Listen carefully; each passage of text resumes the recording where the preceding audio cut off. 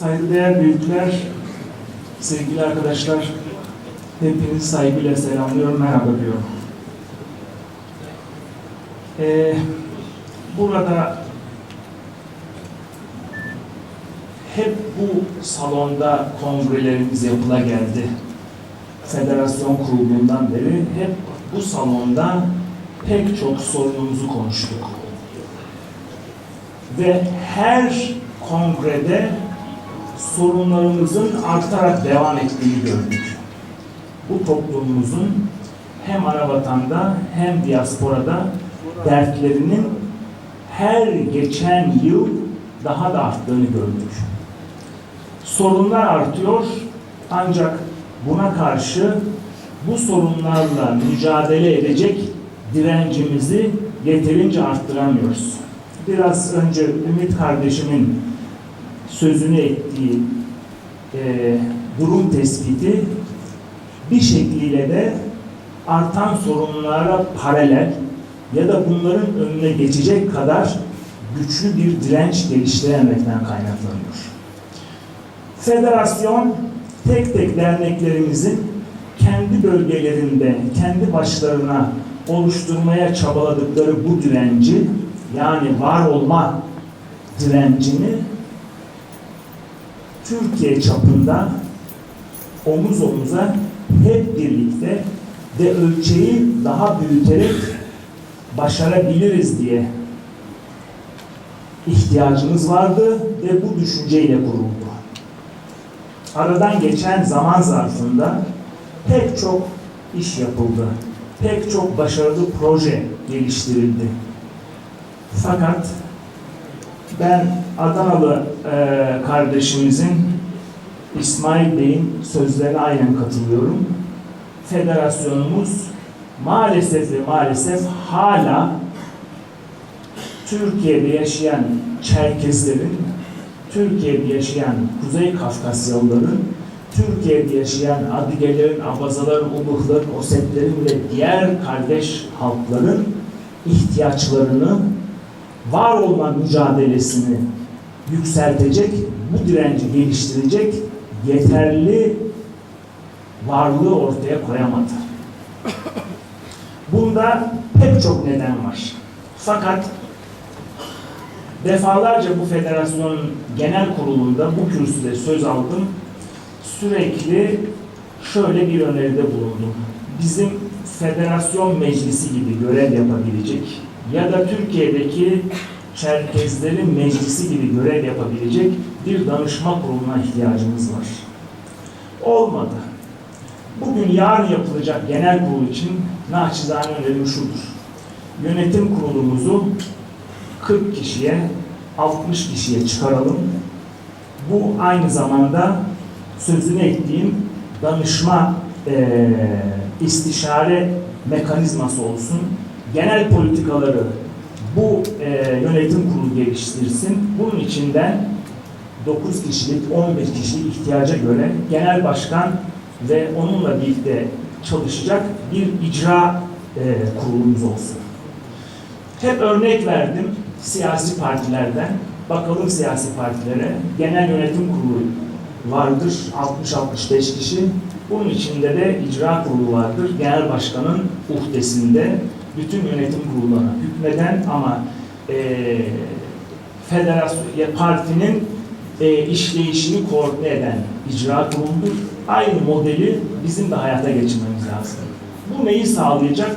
Bu Türkiye'de yetişmiş insan gücümüzü niteliksel olarak iş dünyasında, siyasette, bürokraside, medyada, kültür sanatta bu alanlarda yetişmiş muazzam insan gücümüzün becerisini bu yolla tek tek derneklerimizin kendi başlarına sağlayamadığı bu nitelikteki insanların becerisini federasyonda toplamak, onların daha çok katkı sağlamasına imkan vermek, onların deneyimlerinden, bilgilerinden, enerjilerinden, öngörülerinden faydalanacak federasyon adına, bu toplum adına önümüzdeki döneme dair siyaset geliştirmek. Sevgili dostlar, 1990'dan bu yana ana vatanımızın dahil olduğu Rusya Federasyonu ve diasporanın büyük bölümünün yer aldığı Türkiye arasında, yani ana vatanımızla diasporamız arasında bir bahar havası yaşanıyordu. Değil mi? Sınırlar açıldı bunca yıldan sonra. Birlikler, işbirlikleri, projeler geliştirmeye çalışıldı. Ve tarih bize dedi ki, kendinize sahip çıkmanız için bir iradeniz varsa, bir isteğiniz varsa, buyurun, bu şansı size veriyorum. Türkiye'de resmi ideolojinin bizi asimile etme çabalarına rağmen son 20 yıldır devir değişti.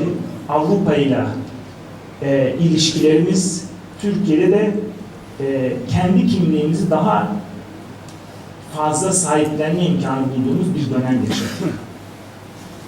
Bugün maalesef ki geçen hafta vurulan Rus uçağıyla birlikte bizim için de bu bahar sona erdi. Önümüzde çok daha zorlu bir dönem başlıyor. Çok daha zorlu bir süreç başlıyor.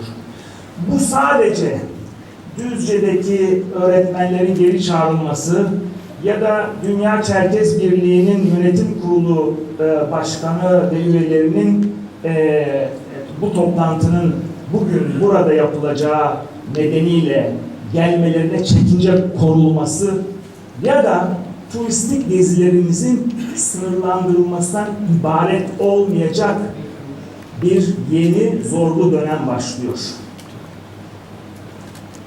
Sevgili büyüklerim, sevgili kardeşlerim, önümüzdeki dönem korkarım ki biz daha çok Türkiye'nin yanında olmaya zorlanacağız. Kafkasya'daki kardeşlerimiz daha çok Rusya'nın yanında olmaya zorlanacaklar. Biz daha çok Rusya'yı telin etmeye zorlanacağız. Kafkasya'daki kardeşlerimiz daha çok Türkiye'yi telin etmeye zorlanacaklar.